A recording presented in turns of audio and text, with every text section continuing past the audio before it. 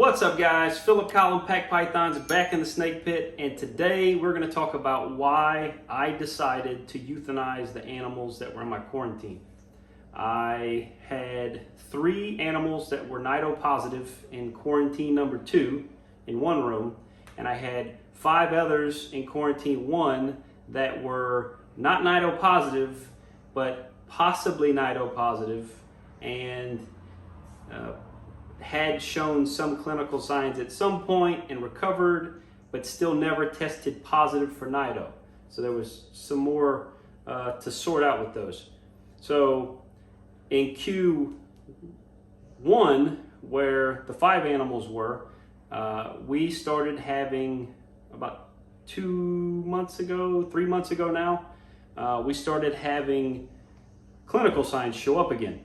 So we had one that showed up that had a respiratory situation again, and then we had another one that started with the explosive diarrhea, and it became apparent that maybe any of them in that rack could have been at risk, which was a little unnerving.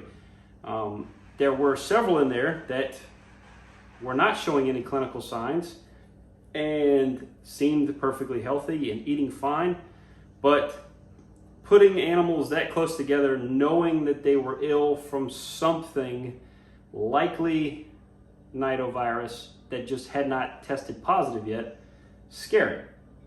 And the thought of taking any of those healthy animals to move them away from the obviously sick ones and putting them back into this collection, scary. It's been a long time since we've had any issues in our main collection, and it was very comforting to know that we had that buffer between them. So ultimately, the ones that were clinically ill needed to be put down in order to avoid, well, them suffering for one, and for 2, potential spread just inside of my home or whatever.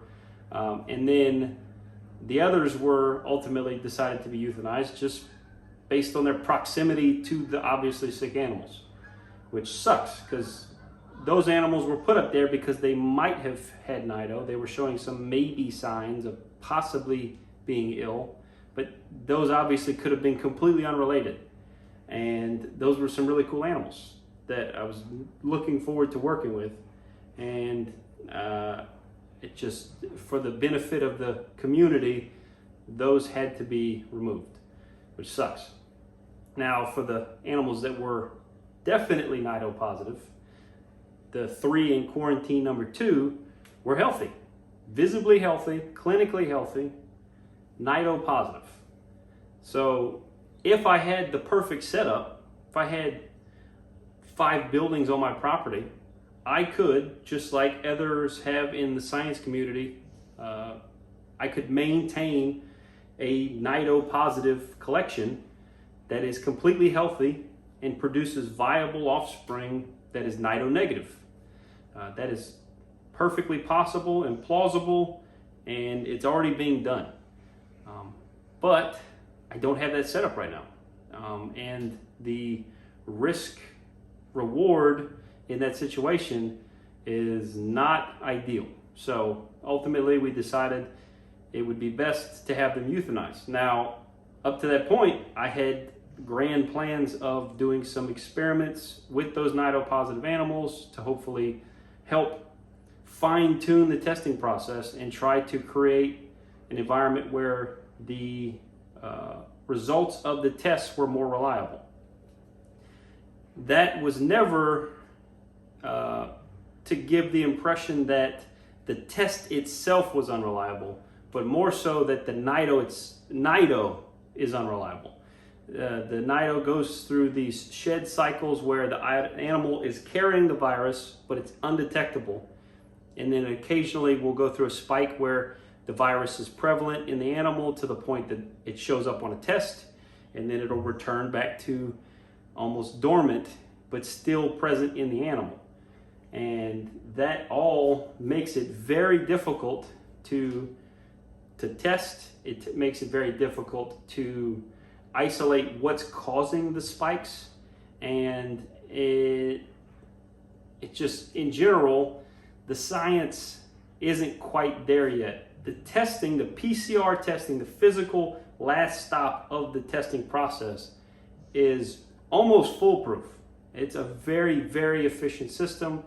False positives are very unlikely, but false negatives, because of all the other parts of the testing, the taking the sample, the health of the animal, the condition of the virus, the prevalence of the virus, all of those things lend themselves to false negatives, which is very, it's confusing, it's discouraging, and ultimately, the more we learn about this virus, the closer we'll get to a point where we could potentially fine-tune the process. But we're not there yet. Science isn't there yet. The more people that'll talk about this, and the more people that are willing to test their animals, the more money we can raise for the research that's being done, will all benefit the future of this hobby and the future of these animals. And we'll get there little by little. So that's it. That's why we made those decisions. And hopefully the tests that we sent off for the 10 animals that are potentially available come back negative. And at that point, I feel like we will be clean and clear and moving forward in a positive light, which is great, and I cannot wait.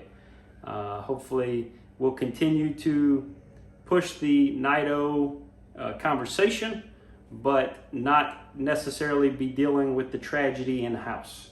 Hopefully I can support you guys. I've actually considered offering it like a service, just based on my experience. If you feel that I could benefit you through the process of preparing to avoid Nidovirus, or even recovering from it, or isolating it, or any of that, maybe it's something I'll do, where I just charge a fee, and you guys have access to me for information on specifically on Nido and how to deal with it, and how to prepare for it, and how to avoid it, etc. Whatever. It's just something I'm kind of tossing around. You guys let me know what you think. Much appreciation.